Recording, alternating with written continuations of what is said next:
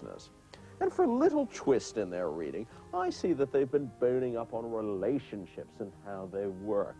Now, this room, you can see, is part of the old house. Like the dining room, it's got these lovely little Gothic windows. Now, as you look around, there's lots of evidence of the love of traveling. I'm particularly fond of these jolly musicians from Brazil.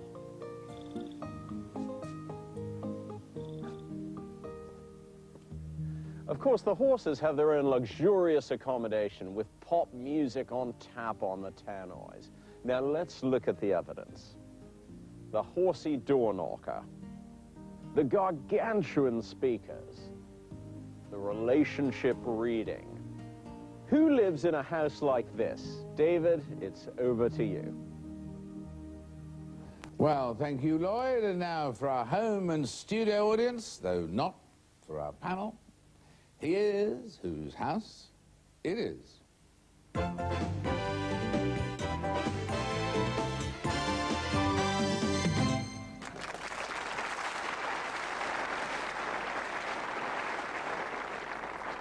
Eamon, as Lloyd would say, what sort of a person lives in a house like that? A very wealthy person, obviously, Sir David.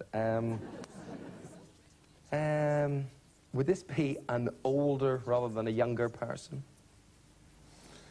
Well, It depends how you classify I that. think it depends where you draw the line. Right, a middle-aged person. Depends where you draw the line. Yeah. All right, someone over what do you want? Over 40. I think probably,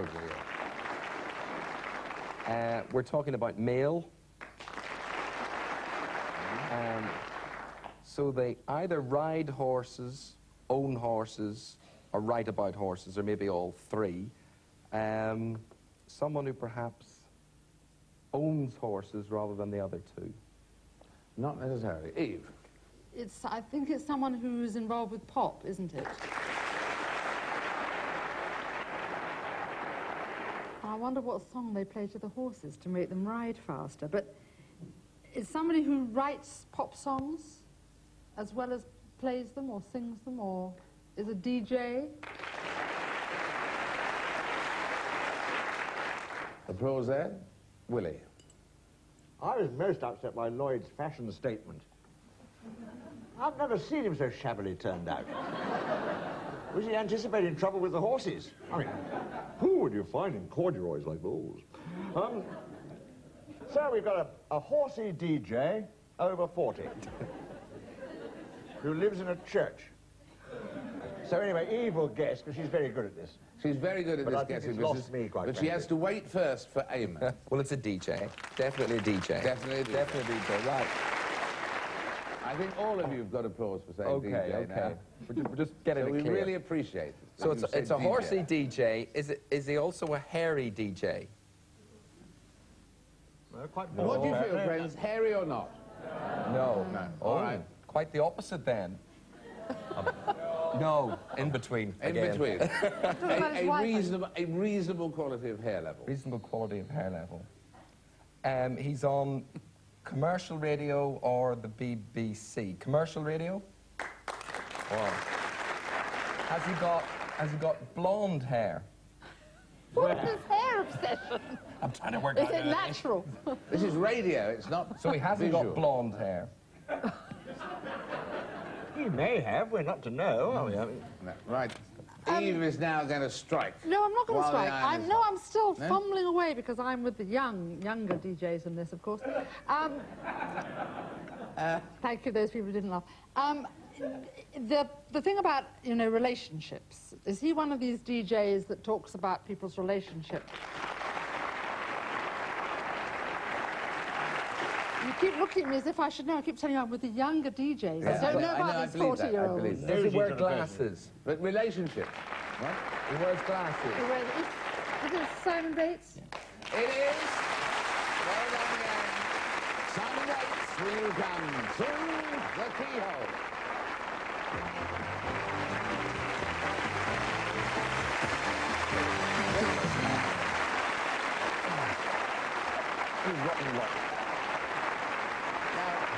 Now, what did you think about their performance?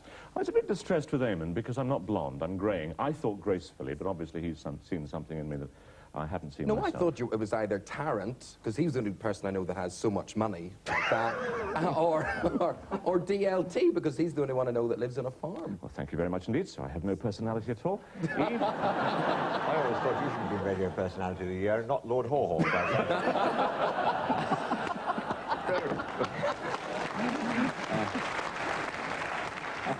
But it just had a bad year. It's a good line. It's a brilliant line. It's a brilliant relationships and... I was just trying to work my way through to who did that riveting piece about relationships. Cruel to be kind, I think, is the phrase. No, and that's when I finally got it. Thank you very much. And that our tune was really... how many of those were there? Oh, God, there were 7,000, and in each one there was a tragedy. Now, tell us, you are not... Doing a book which I think comes out in July, Virgin Books, bless them, and that'll be a sort of reminisce and a little bit of a look back at the BBC. So, I was going to say, will it be Kiss and Tell? No. You writing about the BBC, there may be Tell more than Kiss. No Kiss and Tell, because I really detest Kiss and Tell. No, it'll hopefully be amusing and hopefully have a few points to make, but it's certainly not against the BBC. Well, it's a delight to have you with us, it really is, dear Simon, and to see the house and everything and have you here. Here is the immortal key to treasure. Thank you. For it is thine. Simon, thank you very much indeed. Our thanks to Simon Bates. We'll take a break. We'll be back in a trice, I wonder. Who's next?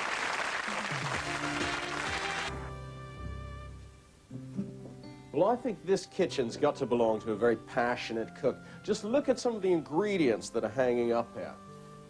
Big strand of garlic, chilies, different sort of chilies, onions, shallots. This is someone who's not afraid of strong flavors, probably quite a vivid, forceful person. Well, this is a fine family of mortars and pestles. So what do they show? Well, first, high marks on the keenness stakes for this home cook. She's someone who's always grinding fresh spices for added flavor. They also remind me a bit of an apothecary's shop. And I think it shows that this person has a very rational and scientific approach to life in general and cooking in particular. Otherwise, how do you explain this large-scale model of a tomato ketchup molecule sitting on the counter? Now, get a load of this dresser in all its tiggy-winkling glory. It shows, with its collection of blue and white china and antiquarian knickknacks, that this person's heart is really in the country.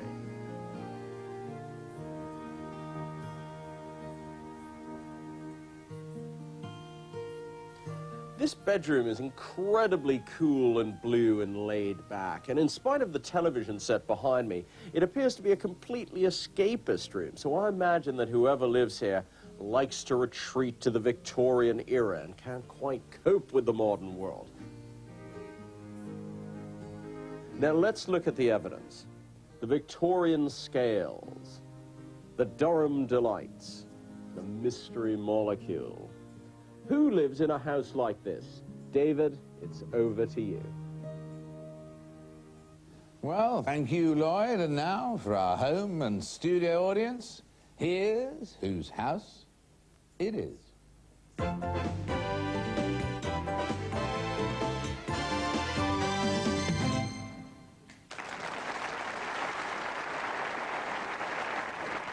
Really, you've got this one, I see.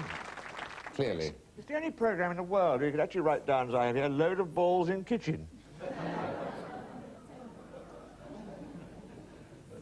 What really drove me mad was there was that wonderful thing of Orpheus in the Underworld with the dogs, the cartoon by Ralph Steadman, and on it, it said, "To, from Ralph Steadman," and I couldn't read the... Otherwise, you might have got there. I tried to read the book titles. I've noticed we have a strange habit on this program. Anybody who's on this panel, whenever the book title, you've seen it every game like this. They all appear to be in Polish. So basically, I think we're looking for a Polish cricketer from Durham. Eve. Well, it's obviously somebody who doesn't drink a lot, because that William Morris wallpaper would be a bit of a worry in the morning to me. Nobody's clapped, so it's obviously... Is it a woman we're looking for? So it's a woman who's got a scientific background or is...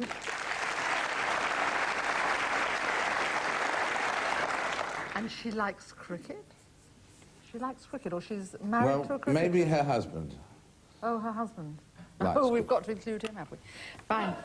No, you can continue on your sexist way and leave him out. And then what about this nightclubby room, which they go into? Well, that's what Lloyd seemed to think it was. Lloyd says. Oh, no, but I'm an innocent. He was wearing a green suit. I'm worried about Lloyd now myself. He's But cracking up, quite frankly. Right, Eamon's got it. If only, if only. So this is a woman with a scientific background, a broadcaster.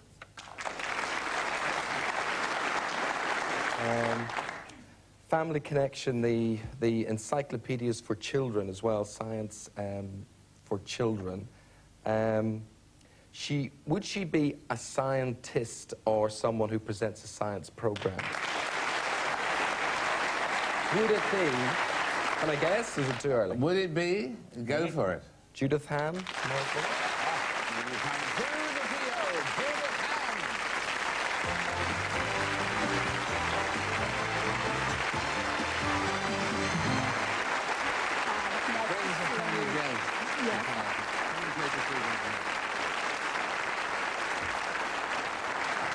Now that was serious, thoughtful deduction That with was a good. certain insider's knowledge, yes? I have to admit, I worked with your husband. He was my news editor at Breakfast News. Did you know he played cricket? Well, I did. I knew he was a cricket fanatic, and I put the scientific bit together with the cricket. And he was a very precise man.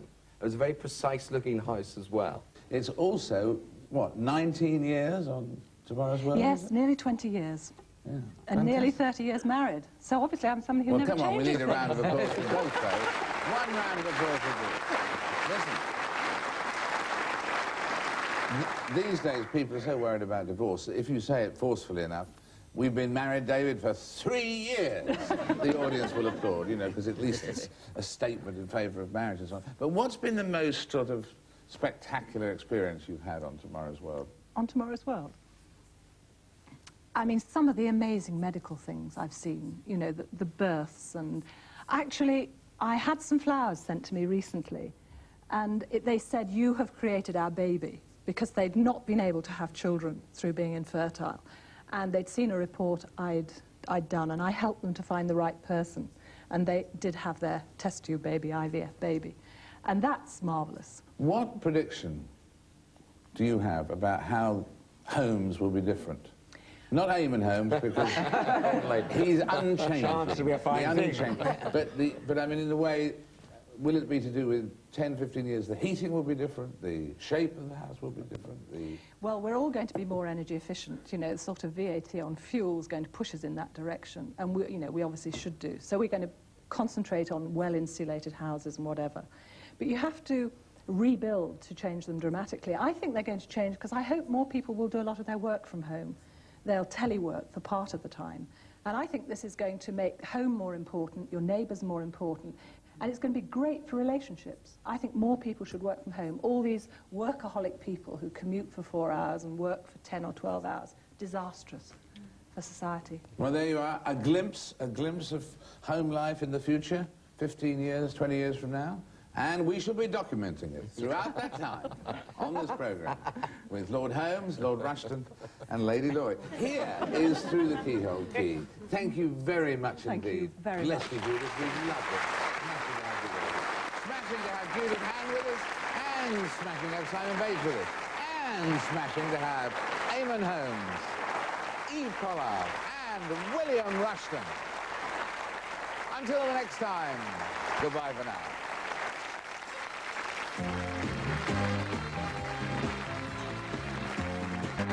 We've comedy coming up next. Mother's